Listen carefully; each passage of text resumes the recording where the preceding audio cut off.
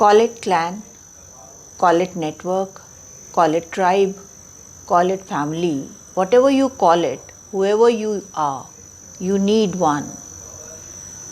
Jane Howard, the famous British novelist, has summed it up so beautifully. Namaskar, I am Smita Mittal, Family Empowerment and Relationship Coach. Today, I have come to you with few tips on family. Family is so important to us. Family is the root that makes us stand tall and strong. Wherever we are, whoever we are, we need family. And family is not only through our genes, it is built and maintained with love. All of us need happiness around us, and what better place than family to give it to us. But to have that happy family, we have to work. And there are 5 tips today I am going to share with you that can give us and that will give us a happy family. The most important thing is acceptance. Family is made up of many family members, and each member has its own personality, own mindset, own viewpoint. So, first and foremost, learn to accept. Second is listen. Look and listen. As I had told you before, in conversation only 5% happens through words, 38% through tone, and remaining 55% is with the body language. So whenever anybody is talking to us, it's very important for us to look at the person and see what he's trying to convey through the body language. So always when a person is talking to you, look and listen. Listen beyond words. Third is communication. Whatever happens, never close the door.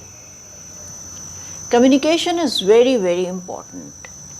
You may not like something, you may not like someone's viewpoint, you may not like someone's opinion, but if you shut the person, then there is no way you can know what is going on in his mind. And then there is no scope for you, no way for you to curb and communicate to him or to control him or to check the person. So it's very important to keep the door of communication open. Fourth thing is being non-judgmental. When a person makes a mistake, remember it's mistake. The take he has taken, the action he has taken is wrong. He is not wrong. And likewise, when the person does well, then also there should not be any pressure onto the person that next time also he'll do as well, equally well. So there should not be any condemnation or any pressure for high achievement, because any pressure is bad. And last thing, most important thing is bonding, not bondage. In the family and amongst family members, there should be bonding. They should come together with love and affection, respect, and a feeling to cherish each other. The moment it becomes a bondage, then there is a feeling of claustrophobia, and there is a feeling of suppression. That should not be there.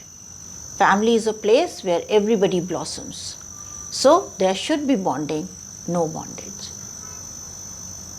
I know you are practicing these things, but I hope that now you will do it more consciously and your family will prosper and blossom more. Thank you very much for listening to me, giving me your precious time. Please remember to like and subscribe this video and press the bell icon for the notification for my next video. If you have any question, feel free to write in the comment box and I'll get back to you. Thank you so very much. Namaskar.